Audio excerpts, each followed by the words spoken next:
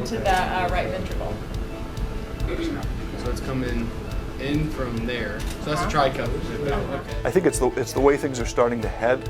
We're seeing this in medical schools are using this. I got excited about this when I went to a conference and a professor at a medical school used it, and it was like, wow, this is actually a lot better than it used to be. This is pretty amazing.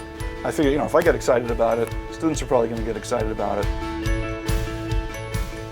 It gives you a different perspective. You can go inside the heart and look around. With each pump, you can see the valves moving. You can peel different layers off of the heart and just see like all the different layers in the valves in each chamber.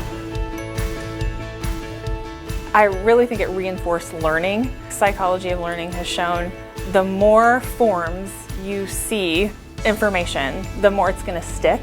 I mean, and that's really what we want students to do in pre-health careers, and all the way from pre-med to I want to be a personal trainer. They have to know how all these things work. So if they see it on paper, if they see it in an A&P lab, and they see it on a screen, it's just allowing them to have that much more opportunity to make it stick in their head.